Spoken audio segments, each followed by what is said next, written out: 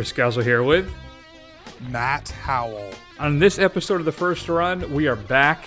I came back I had to talk about Spectre. Are we back regularly? I sure hope so. We'll see what happens. But James Bond is back. Bond 24.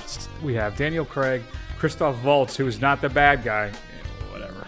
And then a whole cast of new characters as well. And M is returned. Q is here, right? Monty Penny.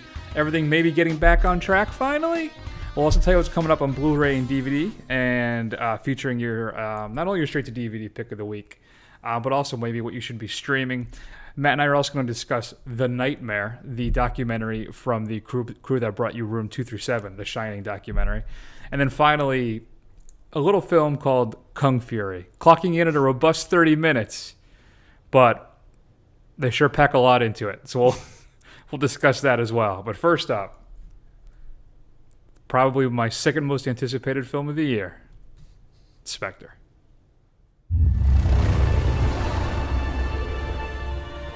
This organization, do you know what it's called? Its name is Spectre. Look around you, James.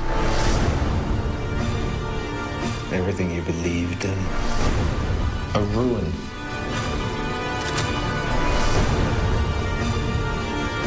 Why did you come? I came here to kill you.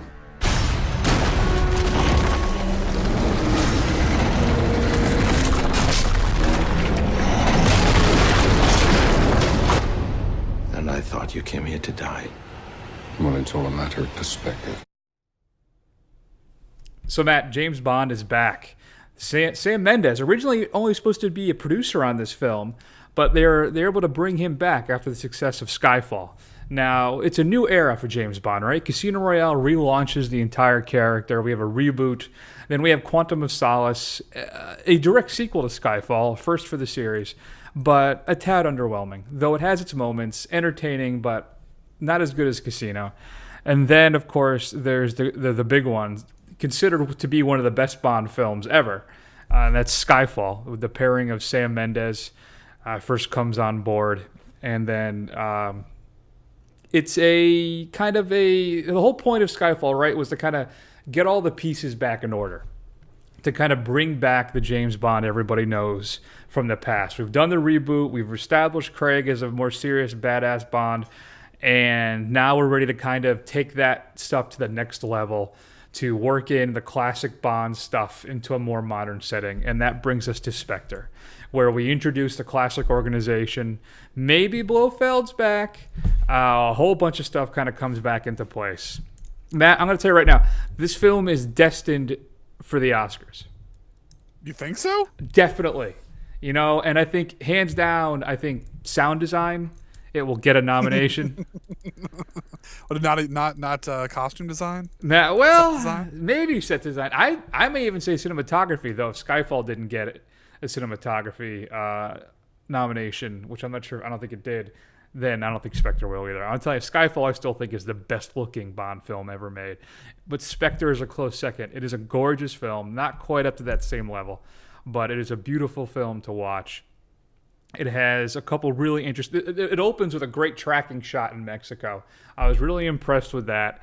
And even then, once so Bond's in Mexico, he's on the hunt for somebody, and that's when things kind of start to come together. That's when Mendes starts to put the old Bond stuff. There's a very key scene in this when you start to see what's going on and how this is really, you know what, James Bond, the one the haters have been complaining about, that, well, it's not my James Bond. This is Jason Bourne.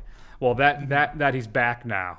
And it's a funny scene. I think it works, actually. I was pleasantly surprised by how much I enjoyed it.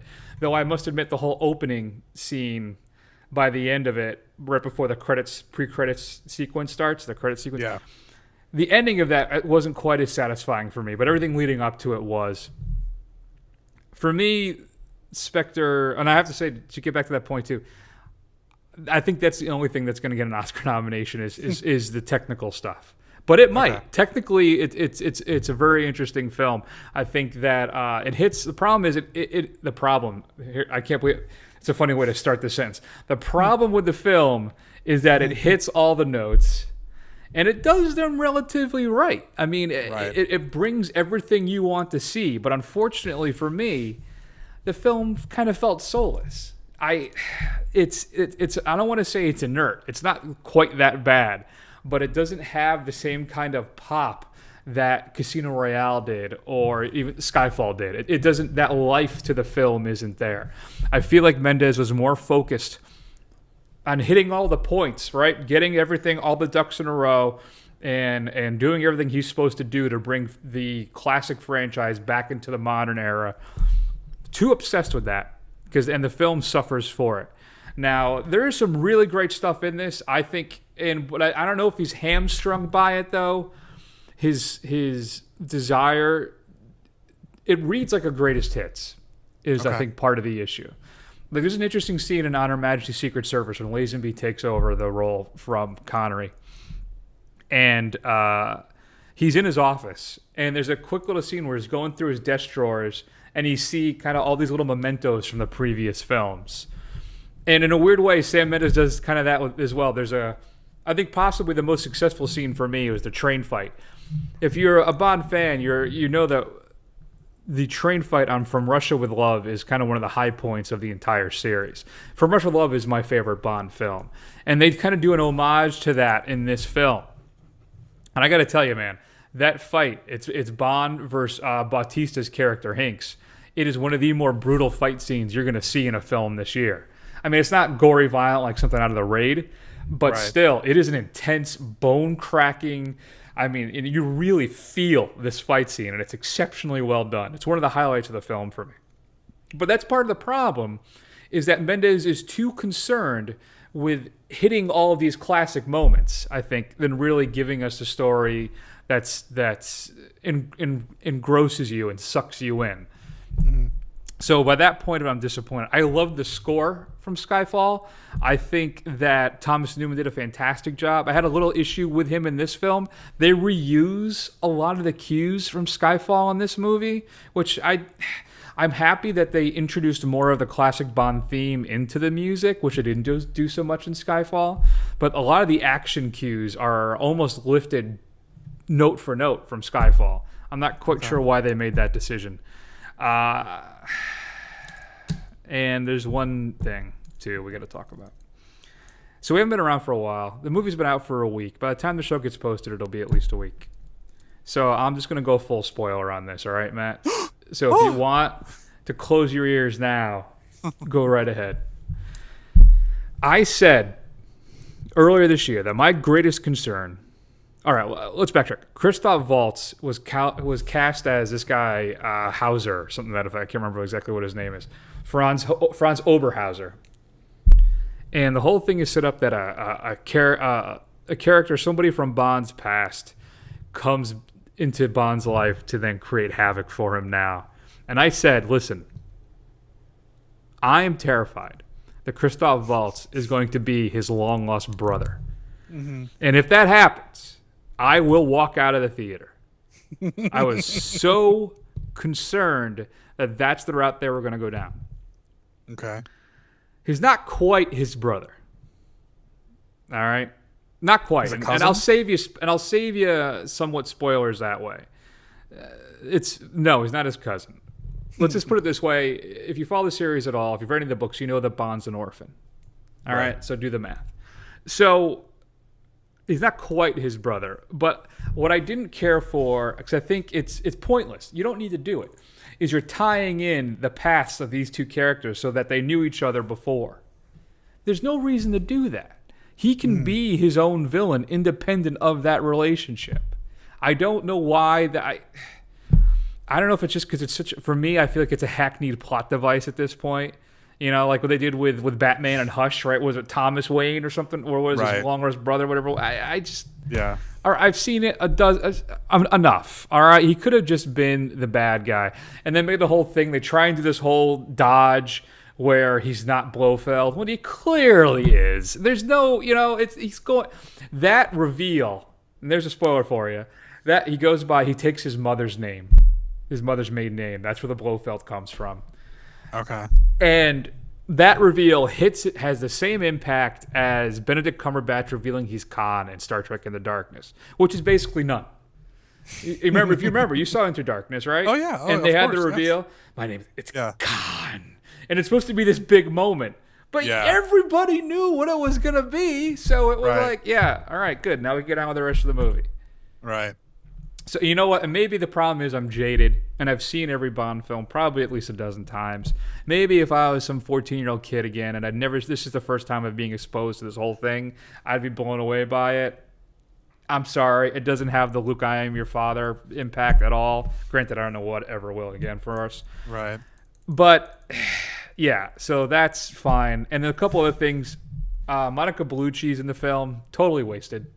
I'm a big Bellucci fan, and she doesn't really give much to do in this film. Waltz is not on the screen that much. He doesn't have he doesn't do a lot, which I was a little disappointed with that.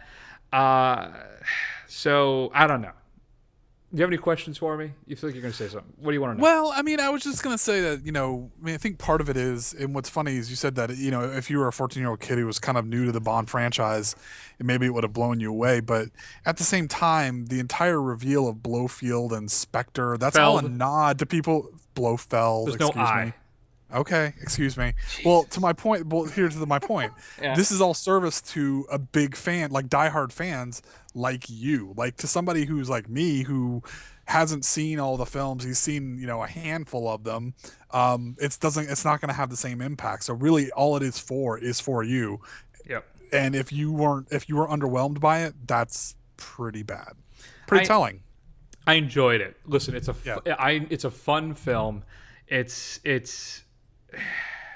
Some people are saying it's too long. It's 2.5 hours long. It's one of the longest, if not the longest, Bond film. I think Majesty's Secret Service is actually a couple minutes longer. But anyway, I still enjoyed it. I did. Yeah. And I probably would give it a B. I would. I think it's just an entertaining action film. I think it's good enough. It didn't elevate. It's like, I think the films outside of Quantum have been on an arc. I think we've plateaued a little bit here with Spectre. I hope Bond comes back. I hope Craig comes back for another film. I think he's pictured a picture at this point, which I think Roger Moore did for 3 movies. So I'm not that worried about that. And probably they could just throw a whole bunch of money at him. And Blofeld can come back in the next film. Maybe they'll skip it. I'm part of me is kind of hoping that they do a Diana Rigg thing with Leia Sado. So if you're not familiar, for Honor of Majesty's Secret Service, that's where Bond actually falls in love and gets married. Okay. And then his wife gets killed by Blofeld at the end of the film. And so I'm curious to see if they're going to go that route for the next film. I would be impressed if they do. I hope they do that. I think that overall the film is mostly successful, as I said. It's an update of bringing the classic formula into modern times. It's fine. And for me, as a Bond fan, it's okay. You know what? I gotta admit, I did really like the new song. The first time I heard it, "The Writing's on the Wall" by Sam Smith. The first time I heard it, I was kind of underwhelmed, but it's been stuck into my head ever since I saw it. And the credit sequence too, I think, is one of the best of the franchise. Some people hate it. I think it's really cool. So I really enjoyed that. So yeah, as I said, I feel like I'm damning it with faint praise, but I'm giving it a B. I am. Okay. It's good. It's good. I enjoyed it. Okay. Fair enough. I'm just too harsh a critic. So if you got a chance to see Spectre, let me know. Shoot us an email, feedback@thefirstrun.com. Matt, let's talk about something you actually have seen. Okay, let's. And that is The Nightmare. Mm-hmm. Directed by Rodney Asher, who brought us Room 237. What I love, too, is then they talked to Stanley Kubrick's estate, his people afterwards, about the film. They're like, it's all BS. The whole thing is just a waste of time. None of that stuff is true. All those theories, it's no. That it wasn't that Kubrick didn't have some grand hidden meaning or design in the film at all. So, anyway, The Nightmare. Matt, why don't you tell us a little bit about it? So, The Nightmare is a documentary slash horror film. It came out of Sundance as like the first horror documentary, and it's about the phenomenon of sleep paralysis. It talks to, I want to say, about a dozen folks who have the condition, and it kind of just goes through their story while it also recreates, some of their experiences with their voiceover and actors and kind of creepy images and stuff like that. So it's really it's a real phenomenon. I actually know a couple of people who have had that experience. Didn't necessarily think it was people Interesting. Right. Yeah, I know a friend of mine, he said it's happened a couple times. It's not like it doesn't happen a lot, and he never said it was aliens or anything like that, but he said, I knew it was sleep paralysis, but he said it was still terrifying to him. So, that's really kind of what it's about. Man, that's interesting. I can't imagine, but it's a sleep paralysis. I don't know. That's, I think, my disconnect, because I haven't experienced it. You know what it is. So I don't know why you get that freaked out by it. Right. I don't know. I guess to get into the story, it sounds like to me, and obviously I'm just spitballing here, but it sounds like to me it's like you're in this kind of dream state, so everything seems heightened. Even think of the times you're having a really intense dream. At some point, you may be saying this is a dream, but it still seems very real, and it may affect you in some way while you're sleeping. So I think it's kind of something along those lines. Mm-hmm. Yeah, true. That's interesting. It could very well be. So we have 6 people, right? We focus on. No, there's 8 people, I guess. In total. 8 people, yes. 8 people. And they're all different, right? Different parts of the world, and then they all kind of have similar experiences, similar dreams, or visions. I'm not sure what we call it. Some see a shadow man. They all seem to have the shadow man, right? And some of them, they're aliens. The shadow man's an alien. So there's a guy with the hat. That guy with the hat, yes, the shadow people. So I guess there's really, I did a little reading up on it. I guess they were saying there's really 3 types, and it's funny that they talk about all 3 types. There's one where people seem kind of hallucinatory visions, almost like you're taking an acid trip, and I think one of the guys talks about how he saw like colors and stuff like that. Another one feels like you see the shadow people, and there's something sinister that's coming and attacking you, or has evil intent toward you. And then another one where it's very similar, where you're paralyzed, but it feels like there's something bad just outside of your field of vision, or that there's something sitting on your chest, taking away your breath, trying to strangle you.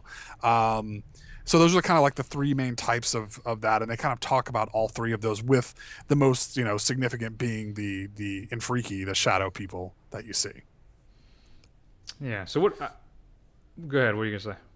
Well, I watched this film, and I didn't really know a whole lot about it beyond the fact that it was about sleep paralysis. So I was kind of hoping it was more like an expected documentary, where you would have the kind of the experiences of these people talking about it. But I wish it would have gotten more into like the science of it, like why they thought these things were happening. But it's not. It's really just an hour and a half of people just telling their stories. And some people are, on one end of the spectrum, they're very rational about it. They know what it is. There's some kind of loons in the middle, and then there's people who think it's like an actual, supernatural experience, and nothing can convince them otherwise. And I guess that was interesting, but I would have liked to have seen a lot more about the kind of the science of it. I agree entirely. And I think for me, I felt like the film was kind of a cheat because of that.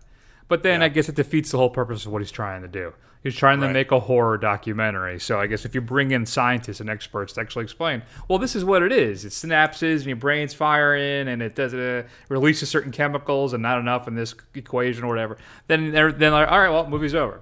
Right. But I agree with you. I would like to have seen a little bit more about that. I would like to have actually gotten some doctors, somebody explain to me what the hell is actually happening with these people. Right. But it defeats the whole purpose of the film at that point, I think. But part of it is that, it's not very well understood. So I think you could still have those things and still kind of, granted, you could still have these people saying, but I think it's a demon, or I think it's an alien, or whatever, even though it's still not really understood very well. So you could have still gotten to that point. Mm-hmm. Although I will say the part where they were saying there was one guy who was talking about how he tells people about it, and then they end up having these experiences at the end of like that same night or whatever. I'm like, great, I'm watching this movie and I'm gonna have like some sleep paralysis dream while I'm trying to sleep. I was concerned about that myself. Yeah, I'm gonna have some luckily power no. of suggestion demon looking at me in the face. Yeah, luckily I dodged that bullet. I'll have to see what happens tonight. Who knows? Yeah, very true. We're talking about it now. So what'd you think of those? Overall, what'd you think? Was it at least interesting enough? Was it That's the thing, all right? So horror doc, was it scary? Were you creeped out? Did you jump? What happened? Yeah, some of it was pretty scary. So the guy that was talking about the kind of aliens that would come in and tickle him and stuff, I thought that was creepy, especially with his demeanor. Like he would just stop talking and like look back into his room and stuff, like he heard something, which I thought was kind of creepy. And then the one guy who did a lot of talking about how he talked about he would be like in bed with like women and stuff, and then they would have a dream and stuff, and that was really creepy. Just kind of, I don't know, probably suggestion or whatever, but it was still kind of eerie to hear that kind of stuff. So I mean, and to be quite honest with you, even if I knew it was a dream, if I couldn't move and I saw a shadow man with red eyes come in, even if I knew it wasn't real, it would still freak me the fuck out. So That's true. That's probably true. And good. I'm glad we're able to work in an explicit tag. Thank you for that. I know. I try and do that every time because I know you really don't like it. Yeah, I agree. I had some jump moments for me as well. And then one of the cooler, though, interesting moments for me in the film that I loved is the transition when the cast of people go from one room to the other room, switching their costumes. I don't know why I enjoyed that as much as I did. But yeah, a couple of the stories actually really did kind of wig me out a little bit. Other ones I'm like, you're just nuts. Another, a couple like, yeah, all right, whatever. I thought the one with the tickling static aliens, that was adorable. I would have loved for somebody to do that to me when I was a baby. Yeah. But yeah, I don't know. It was interesting.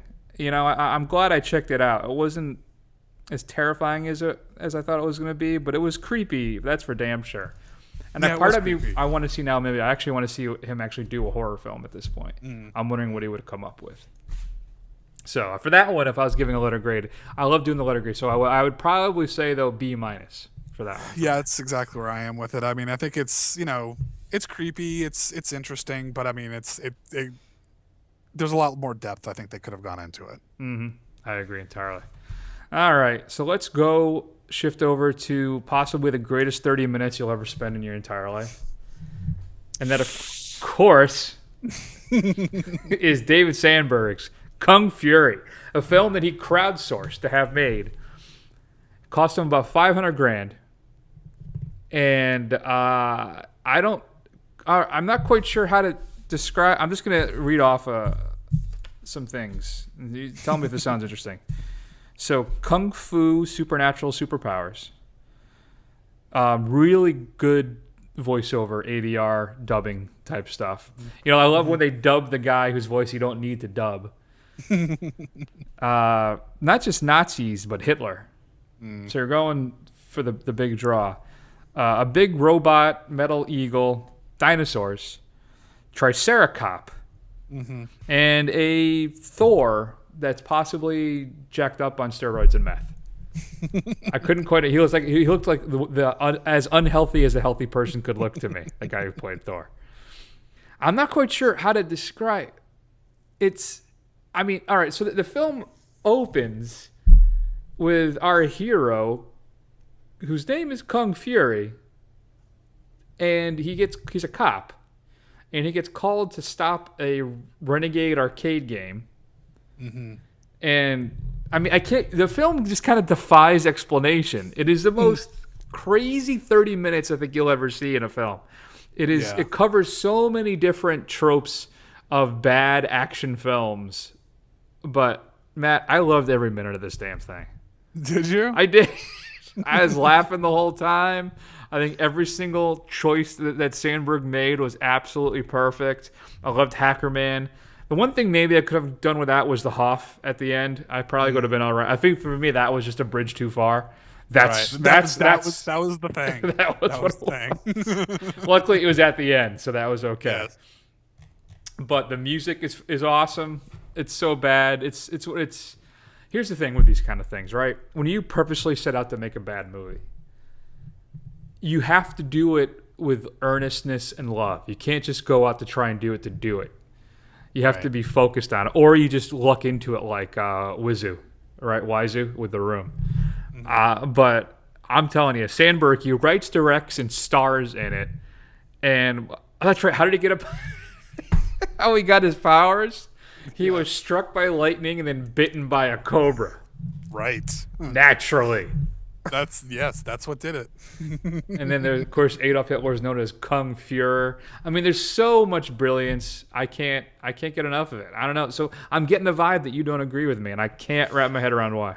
Well, so here's the thing. So I completely agree with you that he obviously is a real student of some of the terrible 80s VHS stuff. Mm-hmm. And you're right that I think he certainly loves his source material. He knows it. And I think in small doses, like this is really this is absolutely fun to watch. But I think it's like you could almost break this up into like 2-minute chunks for each little piece of it. You know, it's like you could watch the part where he's fighting the robot arcade machine and then stop.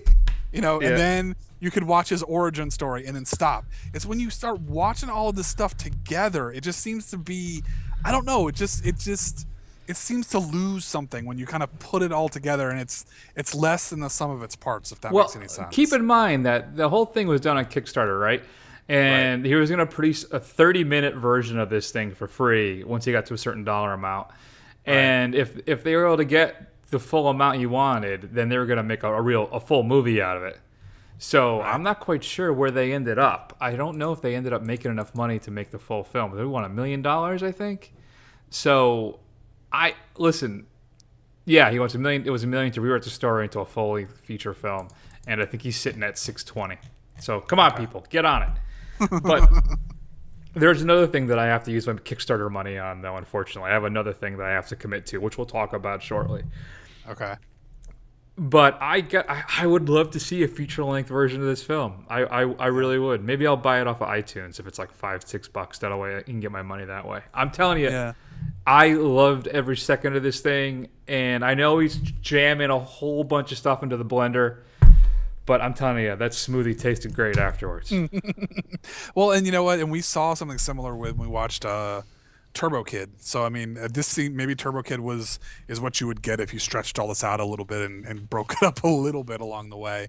I mean, and granted, you know, I'm with you. I mean, just the different things. I mean, just the absolute patent ridiculousness of it. I mean, even just like the little touches, like when his partner gets cut in half, like the tongue is still in one piece when it comes, and like his lungs are still breathing in his like body. And I thought that was just like the attention to detail was very nice. Mm-hmm. But you know, I mean, it's I don't know. I mean, I guess I have a low tolerance for those kinds of things. I mean, it can be real hit or miss, but you know, I still had a good time, although I didn't love it as much as you did.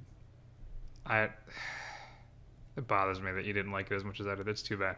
But I mean, okay, but should that really surprise you? I mean, I like Turbo Kid a lot, but I didn't like Wolf Cop quite as much as you did. You know, so maybe it's just me. It could be. Yeah. You're much more of a snob than I am. Maybe I'm. No, that is a bold statement right there.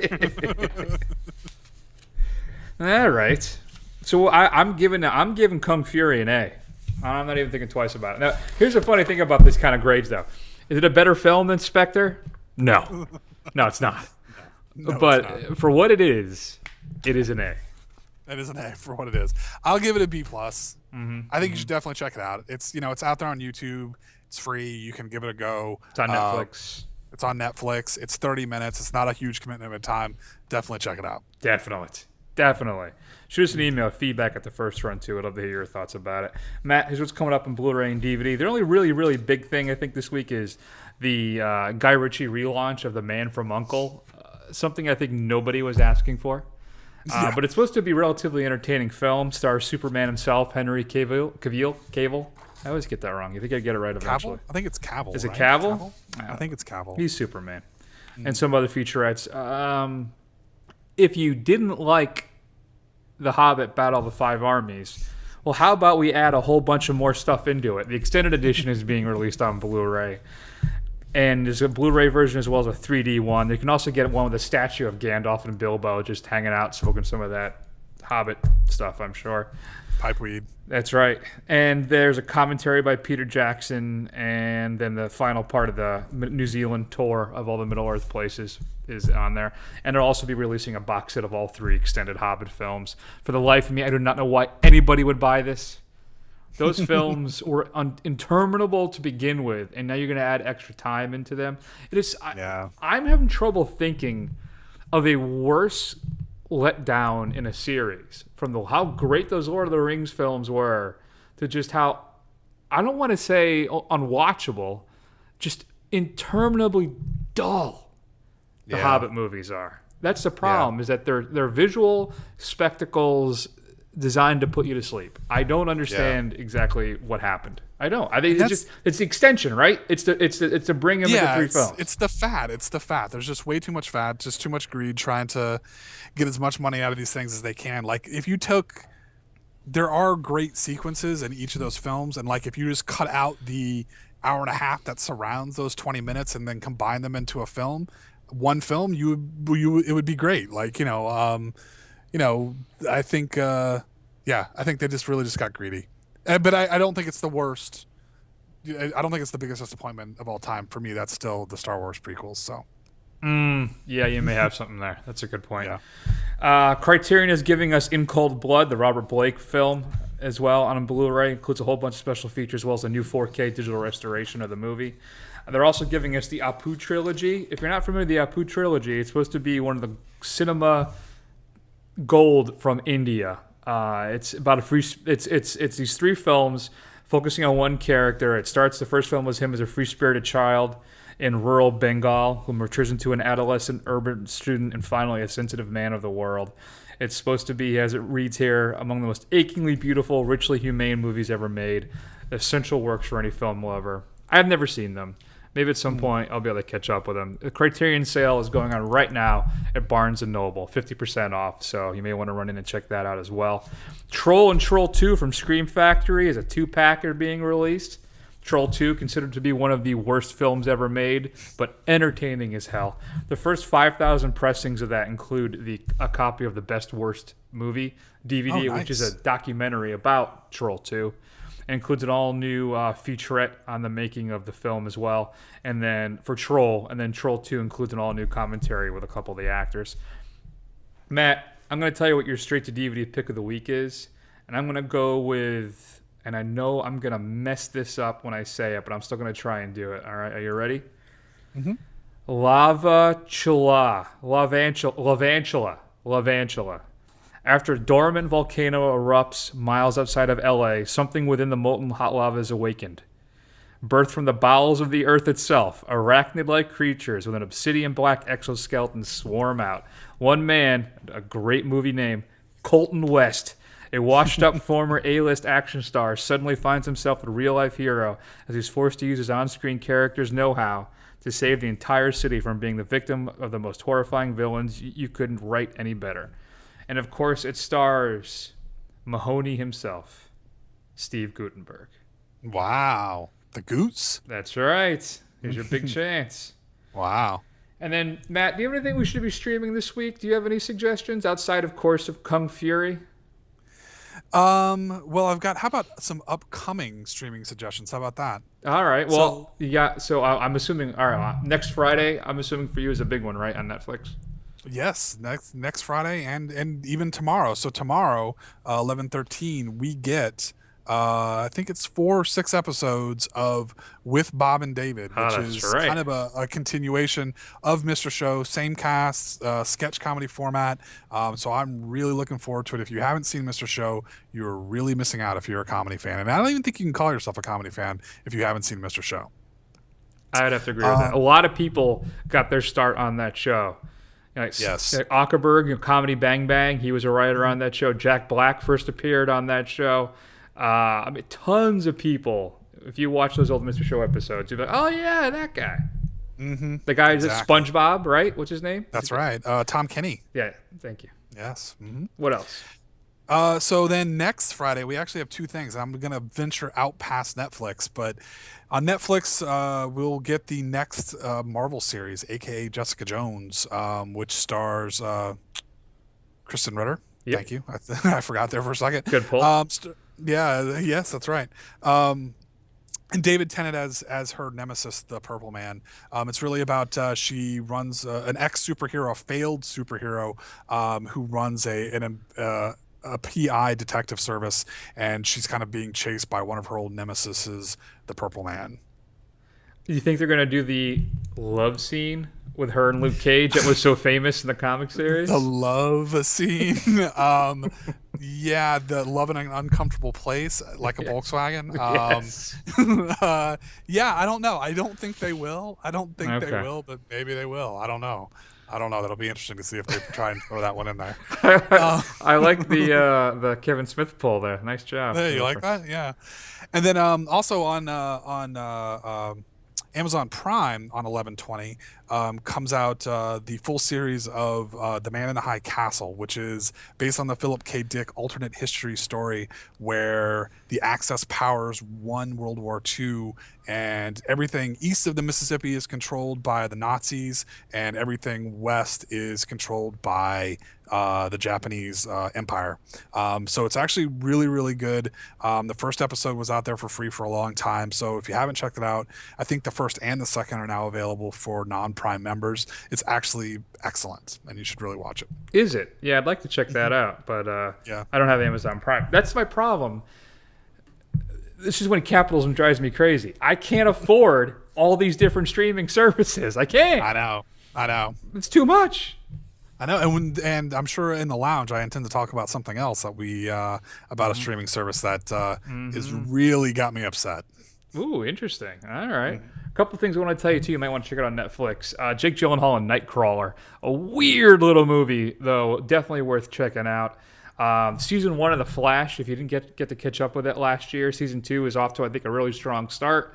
So you can catch up with Season 1 as well on Netflix. And then, this film's been on my mind a little bit lately, and I want to watch it again. And and that's going to be Killing Them Softly. The Brad Pitt film is on Netflix as well. And it's set right at the beginning or in the middle of the financial crisis. And Pitt plays a hitman. But it is a fantastic film. Just don't go into it thinking it's like a big action crime shoot 'em up thing. That's not what it is. It's a lot deeper, a little more contemplative than that. But it's a brilliant movie, and I absolutely love it. So if you haven't checked that out, you should definitely see it. I agree. Unjustly maligned, in my opinion. Mm-hmm. All right, so let's move on to the lounge, Matt. A lot to talk about here. We have a lot to talk about. I'm excited. What do you want to do first? I'll let you choose what you want to do first, except I think we should leave this December film release to be the last thing we talk about. That's the last thing we're going to talk about. Our theories about Star Wars. We should leave that for the end. So I'll let you go first. Go ahead. All right, so the first thing I want to talk about is, so you heard the other big Star series, Star Trek is getting its own TV series, coming back to TV, which as a big Star Trek fan, I'm very excited for. It's going to be in the Abrams-verse version of Star Trek, which I have mixed feelings about, but whatever. I'll give it the benefit of the doubt. But the thing that makes me angry, and this ties into what we were talking about streaming services, is that the first episode is going to be on CBS, and then everything else, you're going to have to sign up for CBS's streaming service to even watch it, which really irritates me because I'm a cable customer. I pay for cable every month, which CBS is a part of. I should be able to watch this. Even if it was something like HBO Go, I would be fine with that because I'm already a subscriber or whatever. But no, it sounds like you're gonna have to shell out however much money for CBS's own streaming service. I don't understand this at all. I agree with you. Maybe if it was part of the, like an Apple TV, they have CBS or ABC Go, right? Whatever. You can still watch the show. You should at least put it on there. This is not the way to stop people from torrenting things, from downloading stuff. This is not because you have too much content and too many different platforms. It's too much. You can't keep track of it. You can't spend $8 to $10 a month just to catch every single thing. You have Amazon now, you got Hulu, you got Netflix, you have stuff like Shudder, right? That's the horror one that I'd be interested in, but I don't want to spend another $10 a month. And now this CBS thing, this thing with it's too much. I agree with you. So what's going to happen is now I bet you half the people probably aren't going to get it. They'll wait maybe for a physical copy, right? A Blu-ray DVD to be released. Right. Maybe on iTunes a little bit later and get it that way. And maybe by that point, it's too late. Right. Maybe you're not going to get the numbers you need to continue the show. Exactly. I mean, I'm really upset that they're going to try that they're going to kill this. I mean, you know, and the thing that I'm also concerned about, obviously CBS has a lot more money, but it's the same type of thing with Powers. So I watched the first episode of Powers and it was okay, but it couldn't justify me going and paying $50 for the year of whatever it was, or signing up for a PlayStation Plus just to watch that one show. It's just not worth it. I'll just buy it. You know, I could spend the same amount of money, go buy the Blu-ray or even download it from iTunes if I wanted to, and I would own it, you know, as opposed to having just nothing after I shut off the subscription. So I think it's a big mistake. I think it'll get a big push, but, you know, I'm kind of torn. I mean, as much as I want to see more Star Trek, I'm almost nervous that if this is successful, you're going to see more of that type of stuff, like some IP that, you know, nerds like us really want to see, that they're going to throw out on something that you have to shell out more money for. I think it would set a really bad precedent. I agree, and I don't want access to any CBS's old 50-year-old shows. I don't care about watching Quincy MD or reruns of The Big Bang Theory forever. No. So I'm curious to see how this is all going to work out too. You know, I wanted to see Powers. Here's the problem that they're going to run into. Just like you said, I wanted to see Powers too. I like the Bendis series, the comic books. Mm-hmm. So, but I like you. I wasn't going to spend $50 to get PlayStation Plus to check it out. It's been out on Blu-ray and DVD now for what? Almost a year? At least 6 months. Right. I don't even think about it. Nope. I'll never watch it. And now you've lost a customer because I don't get it. I don't get it. All right.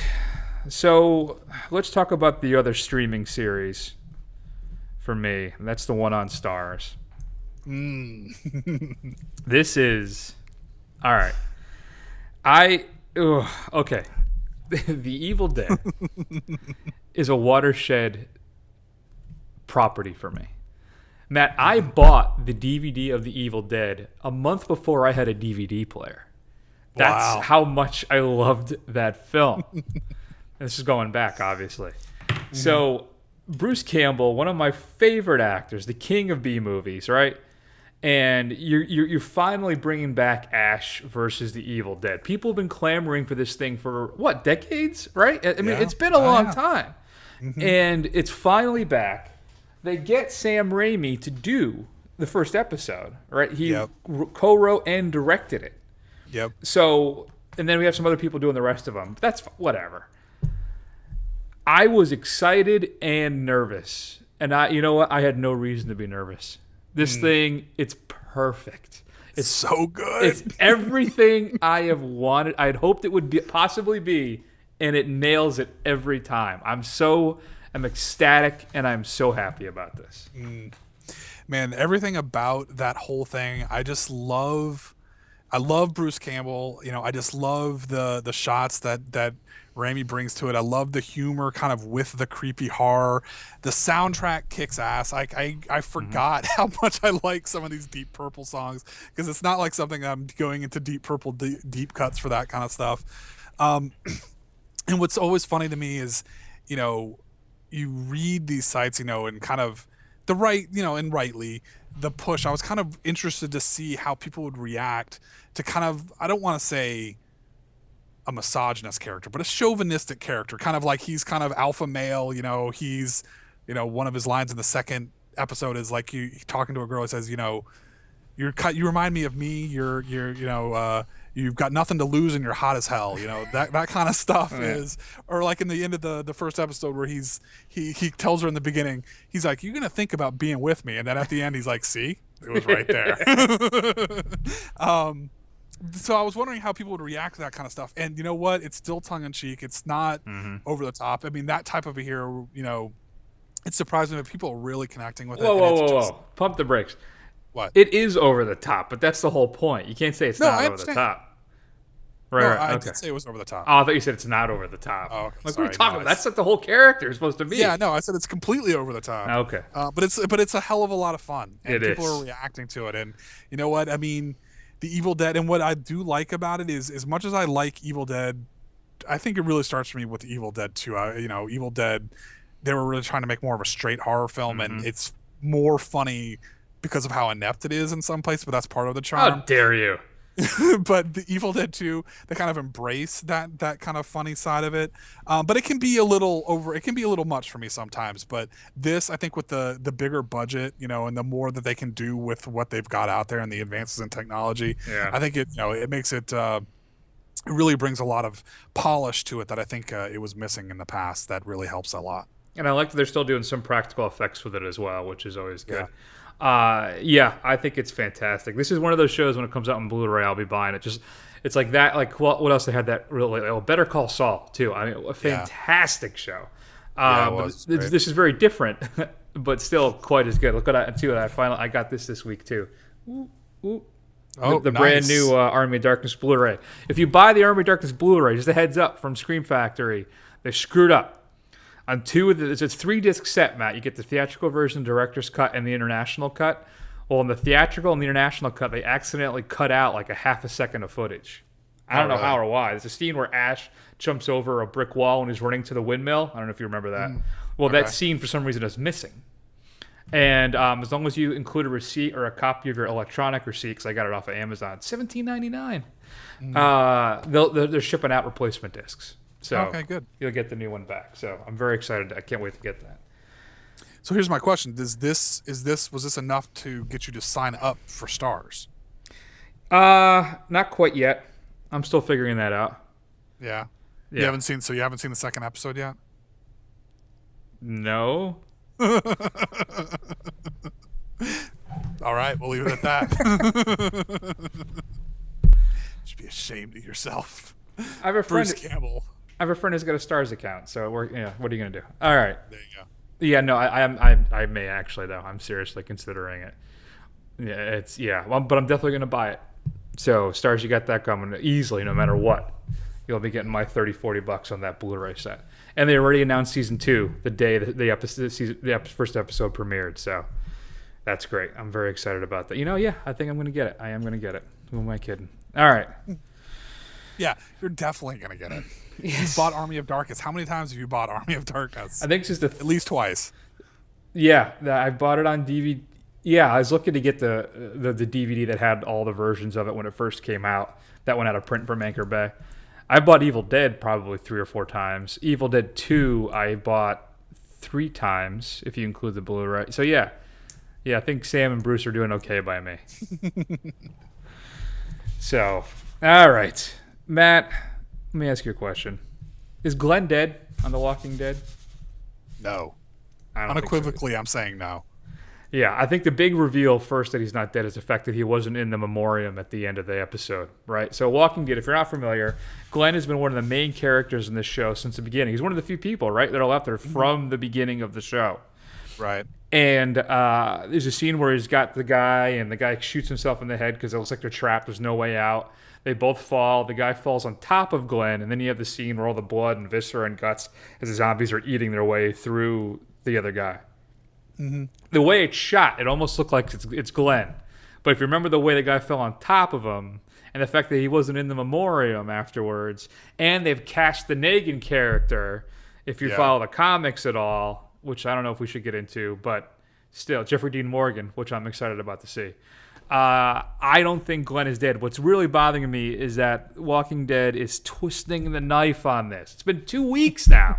You've had 2 full episodes since that one where Glenn possibly met his end, and not a whisper. Is that great storytelling, keeping you on the edge of your seat, or is it just lazy storytelling just to keep you hooked? Yeah, you know what?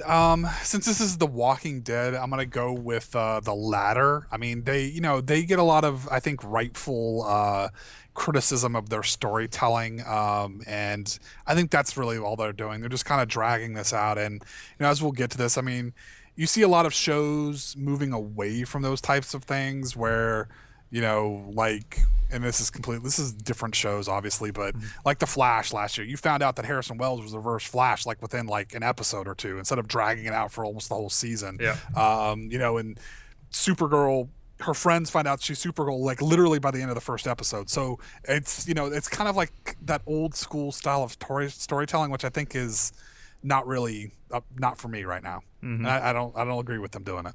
Yeah. I'm inclined to agree with you as well. Let's just get it. We know Glen's fine. I'm not sure how. I don't. Yeah. That's going to be some serious Deus Ex Machina to get through that. Yeah. Given the physics in the world that the show has created for us, it's not possible for him to survive that. So I mean, with the guys on top of him, he's going to crawl underneath that dumpster, and somehow he's going to get. I don't see it, but I'm sure they'll have some weird, bizarre thing. I don't know. It's BS though. We'll find out what happens. Yeah. And I'll correct myself that it's Ex Machina. Excuse me. Thank you. My Latin professor, I forgot. Sorry. That's all right. All right, Matt, another question for you. Who is Zoom? We just talked about the Flash. Yeah. So if you're not That's following, a good question. let me set it up. So if you're not following the Flash, season 2, we have a new evil speedster. Last time it was Harrison Wells playing Eobard Thawne, the Reverse Flash. Now we've introduced the multiverse. We're talking about Earth 2. We've got Jay Garrick. We've got a bunch of other people, Atom Smasher, Dr. Light. And there's another bad speedster who goes simply by Zoom. And we don't know who it is yet. So who do you think Zoom is? So I think there's 3 candidates in my mind. And this is who... And I think I was watching it. Maybe it was a 4th, but we'll see. So it's either Earth 2 Barry... I think that's the odds-on favorite. Right, Earth 2 Barry. It's either, or maybe, and I think this would be cool, Earth 2 Joe, maybe. Could very well be. Yeah, and I had a third, but I've kind of forgotten who it was. I don't think it's Cisco. I don't think it's like Earth 2 Cisco, but it's obviously somebody that we've seen. So, maybe it's Earth 2 Eddie. It's another version of Eddie that comes back. I think Earth 2 Barry may be a little too on the nose, and I don't think they're going to go that because I think it's too obvious. I think it would be... I have a feeling it's going to be Earth 2 Eddie, but I'm hoping it's Earth 2 Joe. I think that would probably be the best drama story-wise. Yeah, I think so. I'm inclined to agree with you as well. I think Eddie's going to be pocketed. I know he's on a different show now, though maybe they can work it out where he comes back, and I think they may do a Cobalt Blue thing with him. If you're familiar with the Flash series at all, you'll know who that is. Part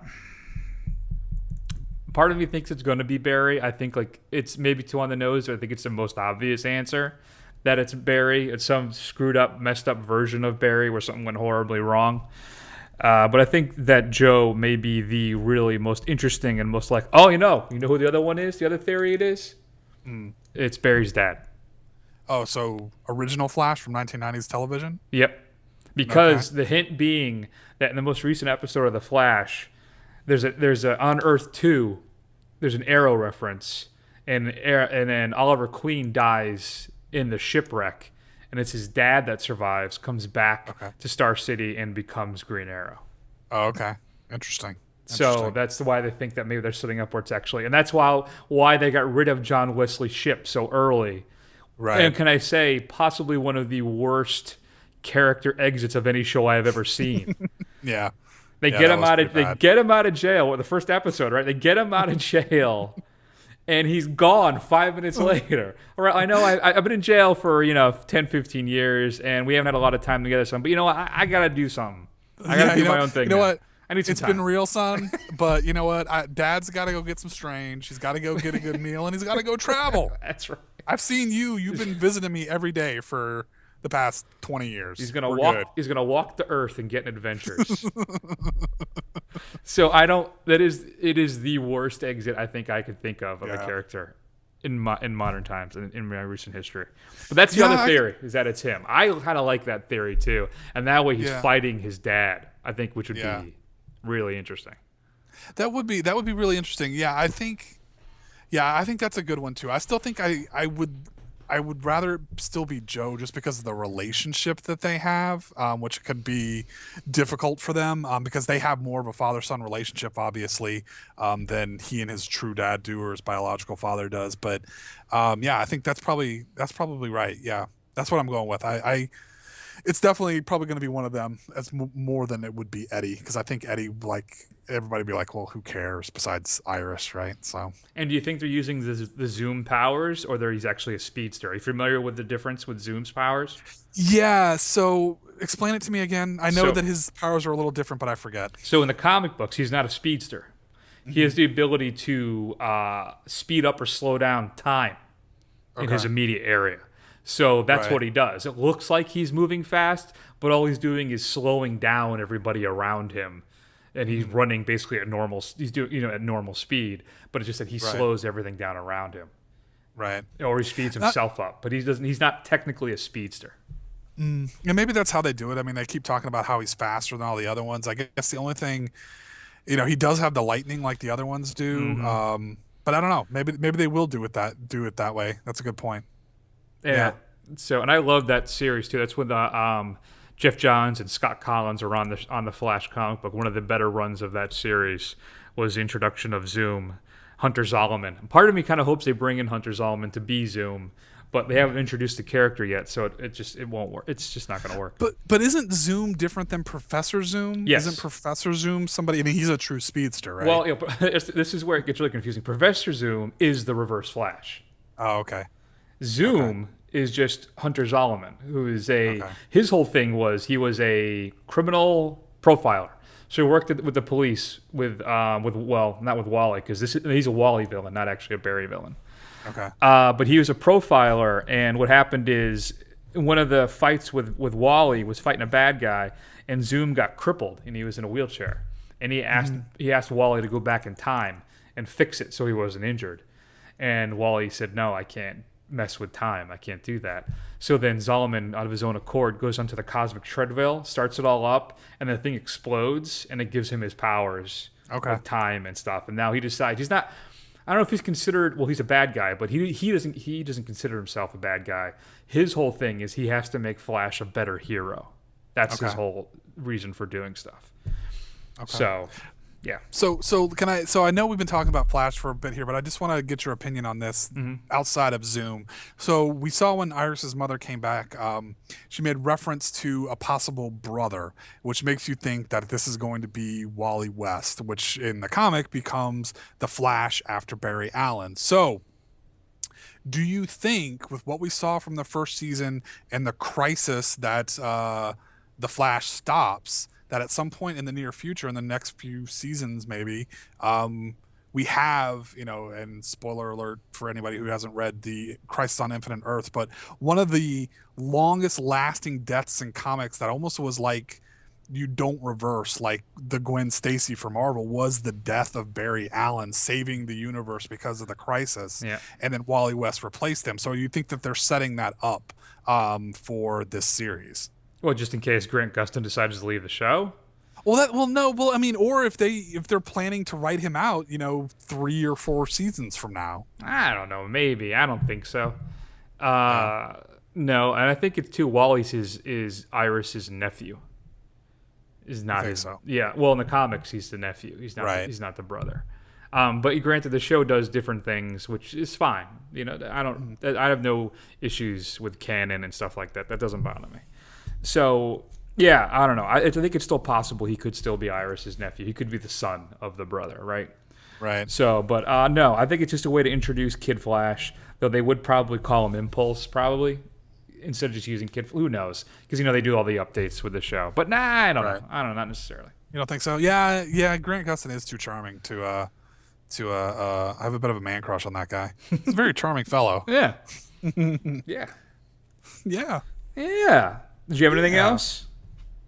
Yeah. So, what do you feel about the two new the two new horror comics coming to the AMC screens on the backs of The Walking Dead? So we've seen the first few. We saw the first teaser for Preacher, Seth Rogen's Preacher. If anyone's not familiar, Preacher is about a preacher in Texas who gets the powers of the bastard spawn of an angel and a demon, and it allows him to basically declare the word of God, which makes anybody do anything. And he goes on a journey across country with his assassin girlfriend and vampire, Irish hard drinking vampire best friend. It's kind of silly, very violent, but I don't know. From the preview, it looks kind of super serious, kind of self-serious a little bit. I don't know what you think about that. Well, it's the first teaser, so I don't know. I think we discussed this once, that we think it's going to be a little tamed. It's going to be brought down a little bit. I think you'd have to get it on television. I think you can get away with gore on TV, but some of the stuff that's in that graphic novel, that series, I don't see them doing on AMC. But we'll see. But I think it'll still have that humorous bend because it's Rogen and Goldberg, right? The two of them. So I think it'll still be there. That's just the first teaser trailer with it. I like what's interesting too is that teaser trailer. You wouldn't even know what the show is really about by that. Right. He just looks like a badass preacher coming in to kick some butt. There's no supernatural aspects to that really. There's one moment with Cassidy, right? Yeah. But even then, if you didn't know it, you probably wouldn't catch it. Right. Yeah, it's gonna have it is gonna have Arseface in it, which is obviously something. But I'll be really interested to see what they do with the Grail and if they trot out their charge from and I don't know if you recall as the horrendously inbred descendant of Jesus. That's right. I forgot all about that. Yeah, that's their big secret is that they have an inbred single digit IQ, double digit IQ descendant of Jesus is what they protect as their bloodline. I forgot all about that. Yeah, I don't know. I doubt that. I really do. I know you're looking forward to the Saint of Killers though, right? You're really hoping they bring him in. Yeah, that'd be so cool. I hope they do have the Saint of Killers. That would be interesting. And the other one too is and Fox is doing Lucifer, which is already getting a bunch of protests about it because it's basically it's Satan on Earth. He quits heaven. He quits hell. Yeah. And just decides to he opens up in the comics he opens up a piano bar in LA, right? And he gets involved in these certain in adventures and stuff. Because he's not evil. Right. He's just a guy that wants to do his own thing, basically. Right. So it's and he'll do anything to do that. So I don't know. I like the comic series Lucifer, not just the game and stuff, but even the Mike Carey run. I really like that one a lot too. Yeah. So I'm kind of curious to see what they do with that one. I'm afraid that one's going to be a little neutered as well, especially since it's going to be on regular network TV. Yeah, it doesn't look like it has the same feel. It has kind of a John Constantine feel to me, which is, I guess, would be good for John Constantine, but it doesn't really fit the tone of that comic. And I forgot about Lucifer that was coming out, but I was also talking about Robert Kirkman, the guy who wrote The Walking Dead. He's getting another series based off of one of his other series, which is Outcast, about a guy who's possessed by a demon. So I've never read it. Right now, you can get it on Amazon. I think like Kindle version for like $3 or $4 for the first collection, but it looks a little weird. So I don't know. We'll see how that one turns out. Yeah, I'm not familiar with that one at all, so I'd have to see. Interesting. Yeah. All right. Matt, there's a big announcement this week. There were rumors it was going to happen for a while, but it's officially happening. If you go to Kickstarter, oh boy, they're bringing back Mystery Science Theater 3000. What? Yes. That is amazing news. Joel Hodgson is bringing back the show if they raise enough money. Supposedly it's going to be a new host and new puppeteers, unfortunately. But who knows? If they raise enough money, you may be able to lure back Trace and Kevin, and who knows, maybe Mike. Who knows? If you get enough coin in there, you could bring it back. So it's been going now for almost 48 hours. Okay. All right. It ends on December 12th. Okay.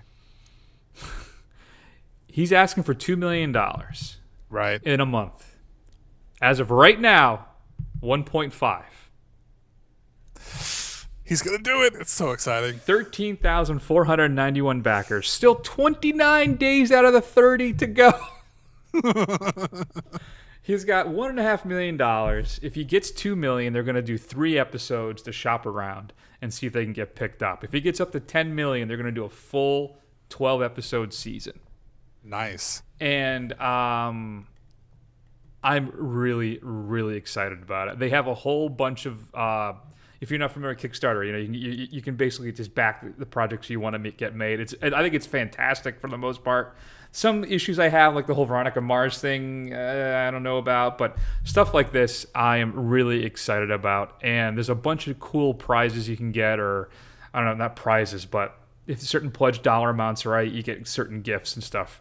So at $2 million, they're going to do 3 episodes. They get up to 3.3, you get 6, 4.49, and then 5.5, you get 12. You get 12 whole episodes. You can get a Blu-ray box set if you give them. I think it's $200.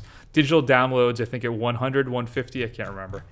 But man, I cannot wait for this. I'm really excited. I've seen a bunch of the cinematic Titanic stuff. I loved it. I like the riff track stuff. But to get the bots back together and whoever the new host is, I'm hoping. That's my only concern, is that it's not. The sweet spot for Mystery Science Theater for me was always seasons 3 through 5. Joel, Frank, and Trace, I think, are the key to the success of that show. And Mike was the head writer at that point too, but still, I think that was a sweet spot of that show, those 3 seasons. And if they raise enough money and Kevin Murphy and Tracy Bellew comes back, I can't tell you how excited I would be. Yeah, this is amazing. I'm very excited. I've never contributed to a Kickstarter. Part of the reason is because you hear all these horror stories of you giving these people money and you get nothing in return. They never even finish their project. But this is something I may actually have to back. Mm-hmm. This looks fantastic. I've done it once. What did you back? It was a musician that I had met actually back in Connecticut. I think she's brilliant. Her name is Canyon. She actually did we used her music for back when we were doing featuring local artists for the show. So I backed her. I think it was like $20. I also did it too, I think, for Ambrosia Parsley too at one point. So anyway, but this one is definitely, I'm just trying to figure out my budget. I'm like, can I give him $200? How much can I do? Can I give him $1,000 and get a producer credit? How does it? Yeah. I think a lot of those are gone already. That's which is crazy. Yeah. So the 8,000 one's gone. Not that I'd give him 8,000, but still, there's a lot. Look at that. Yeah, there's so many of them that are already sold out. Man, I am so excited about that. Okay. Anything else from you? Because I have one big thing left to talk about. All right, let's talk about it. Star Wars. The Force Awakens. First off, I've said for a long time now, for a while, that I'm confident this will be the second best film in the series. I think so. I think it's... All right, I'll hedge my bet and say third. I think this will be better than Return of the Jedi. Okay. I'm confident this will be better than Return of the Jedi. The big question everybody has is, really, right? And I think we all do, is who is Kylo Ren? Mm-hmm. Who is the Sith guy?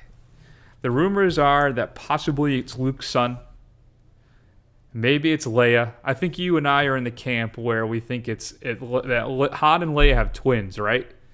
So that the girl in the film, Rey, she's the daughter, and that Kylo Ren is the son, the brother-sister. Right. And that, because in the series, too, the boy goes bad, right? And she ends up taking him out. In the in the novels, that which they've said are not going to apply, but you told me they're going to take some of the stuff to use. Yes. So I think that's a safe bet. I'm confident. I would go to Vegas and bet that they are the Solo kids. I'm confident with that. What would you say? So let's do it the old school. Let's do what are the odds? I'm going to say 65% that Kylo and Rey are the Solo kids. Yeah, I'm more confident than you. I'm gonna say 85% that's the way it's gonna be. I'm pretty sure that that they are Luke's niece and nephew. And I think that's partly why I think Luke is in hiding. I think it's going to turn out like where he tried to train Kylo, or Ren, or whatever the hell his actual name is, and he kind of went bad, and that's why he started his own, kind of anti-Jedi order. And this, like, Luke said, you know what? I keep screwing this up. This is just not meant to be. I'm going to go live in Dagobah by myself. So he pulls an Obi-Wan Yoda type thing, because Obi-Wan failed, right? Mm-hmm. With Anakin. Yeah. So, I think that makes a lot of sense. Is it almost too obvious though? I don't know. We'll see. If it was any other movie, you could probably say yes. But Star Wars as a whole, one of the big things of Star Wars is its kind of framework has always been based off of kind of like those classic myths, and I think it's also very cyclical in its storytelling. And J.J. Abrams obviously knows that. So even by just the fact that, if we're so sure, we're very sure that Kylo and Rey are the Solo kids, and it's another set of twins who have been separated. That's all been done before. But I mean, I think it's kind of like Star Wars is always kind of like, this has all happened before and it's all going to happen again kind of thing. So I think it fits for the series. Mm-hmm. Yeah, I think that's what it is. I think it's almost hamstrung by its legacy, by its story. So it kind of has to do that. So yeah, that's why I'm confident that's who they are as well. I'm curious though, Matt, where do you think right now, boldly predict, where do you think this is going to fall ranking wise with the other films? I'm with you. I think it's definitely gonna come in third. I'm very confident. Now I was much more cautious about this film than you and Dave were when this was first announced, because I still have emotional scars from the first prequel trilogy, because I was so excited. I was such a huge Star Wars fan, and that literally turned me off of Star Wars. That killed my fandom to an extent. Wow. That I'm much more of a casual fan than I used to be. But as I've seen these trailers that kind of get you kind of back into that original trilogy vibe, I'm starting to my fandom is starting to get a little bit more crazy again, because I was even looking at things like, you can buy these friggin' custom lightsabers, and now I kind of want one kind of thing. So yeah, I think this is definitely going to be in the top three. It may even push past Star Wars or A New Hope for number 2 spot. Although I'll be amazed if it pushes past Empire. Now, all right. Now I want another projection for you. Another prediction. Jurassic World, and this is not accounting for inflation. Jurassic World currently owns largest opening weekend of all time, $208,806,270. Okay. Will Star Wars break that? I think we can all say yes. Mm-hmm. I think so. I think it will, because here's the thing. Even if this is good, if this is even just good, it doesn't even have to be great. You're going to get people like me, like you, and people who are way more into Star Wars than I am. They're going to go back twice, 3 times, 4 times. I can't even tell you the last time I went and saw a movie more than once in the theaters. If this is good, I might actually go back more than once to see this film. So give me a number. How much was it was 208 million, you said? Well, we'll round up to 209. 208, 806. We'll say 209. I'm going to say 275. Man, through the roof. Through the roof. You're not even bold predictions. I tell you, 275. Because you remember too, you're just like Jurassic Park. You're going to have 3D IMAX screenings too. Yeah, it's gonna be some sweet 15. I wouldn't even be surprised if if they bump up the price. Yeah. And remember too, are you gonna participate in that event where they're showing every single Star Wars film? I think it starts like at midnight, and then you're there basically through the day watching all the films. It's sold out here where I am in Tampa. You can't get it. Yeah, it's sold out like in 2-3 days. Okay, no. Because I'm not going to subject myself to those first 3 films again, because they were that bad, especially The Phantom Menace. 2, I can get the same experience in my house. And 3, if anybody's thinking about doing this, I understand you're already a super fan, but go to the AV Club and read the article about the guy who did that for the Marvel movies in advance of the Age of Ultron, and talk about what a surreal, excruciating experience that was. And I'm just not enough of a super fan to even try and attempt that. You know what else too Star Wars is doing is they're going to release a different IMAX poster every week. What? So every week you get a different collectible poster while it's running. That's kind of sweet. So there's more incentive for you to go see it every week for like 2 months straight. That's the other thing too. How long is it going to be in the theaters for? If it comes out December, I don't even remember now. December 18th, something like that? Yep, Yeah, December December 18th. Yeah. I think it'll be gone in March. March? That's a good bet. Yeah, I probably would have said February. But I mean, there's no real competition for this type of movie coming out at least through December. I don't even know what's coming out in January, but that's when you're in the dregs of moviedom. I think it's going to have some real legs. Yeah. So do you think it's going to be one of the highest grossing films Oh, ever? yeah. Oh, yeah. So? I think so. Maybe. What's number one? What's still number one? Is it Titanic? Or is it Jurassic World now? Or is that 3? I don't know. Let's see. Top 15. Let's see if we can find that for you. Box Office Mojo. That's where I am right now. I'm just trying to figure out where it is. Yeah, go all time. Yeah. Weekend records, Jurassic World. Overall records, it's still Avatar. Is it Avatar? Adjusted for inflation, it's Gone with the Wind. Okay. But domestic and worldwide, it's Avatar. Man, it is not a good movie. I know, it's so bad. Anyway. Yeah, I'm trying to think what I would give it to opening weekend. $275. That's a lot of money. I may be way overshooting here. You're probably going to say like 212. Nah, I'll go 250. 250? I mean, if we're doing Price is Right rules, I would say 210. So closest without going over. But Right. I'll go 250. I think so. I think because, like you said, there's going to be people who go see this thing 3 or 4 times that weekend. I'm sure there will. I'm probably going to see it twice. If it's good, I'm probably going to see it twice. I probably will too. So, all right. Is there any other Star Wars stuff? I think that's really all I was. Oh, do you think? Well, what about the thing with Han Solo? Right? Because Harrison Ford said he would only do the film if he died at the end of the movie.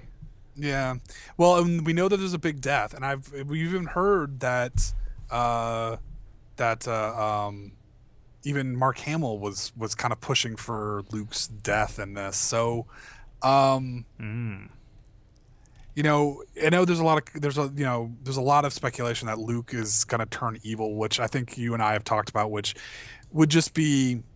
I really hope they don't do that, because that would just be kind of like crapping over one of the kind of great heroes of cinema kind of thing, and that would really just be a complete bummer that just undo his entire journey from the first set of films. And what I think is going to happen is I think he'll play the Obi-Wan role where he will get killed and become, a Force ghost or whatever, but he will sacrifice himself, to kind of push things along. But I could actually see both of them getting killed. Oof. To be quite honest with you. You don't want to pace it out? Have him go in episode 8 instead? Yeah, maybe, maybe. I think if anybody dies, I actually think it's Luke that dies in this first one. If either of them are going to die, and then I could see Han going in number 2, and then they'll wheel Lando out and they'll kill Chewie and Lando. They'll blow up R2 and C-3PO, and they'll be like, your entire childhood is dead. All you have left is Princess Leia. They're in the Walking Dead school of screenwriting. We've got to kill somebody to make it interesting this week. Great. All right. I think that's all I had for Star Wars. Do you have any other thing you want to talk about with it? I think that's it. All right. Well, whew. It's good to be back. That was a lot. Extra long show for everybody, so I hope you enjoyed it. Shoot us an email, feedback@thefirstrun.com. Next week, maybe we'll be back next week. There's nothing coming out in the theaters, but I've also seen a ton of stuff that I haven't talked about yet. And maybe, Matt, you and I can find something online that'll be worth checking out. So, in the meantime, check us out on Facebook and the website, which I'm surprised I haven't forgotten the password to at this point. And that's it. So, we're going to take a hopefully not quite as extended break again. And we'll talk to you guys all soon. Take care.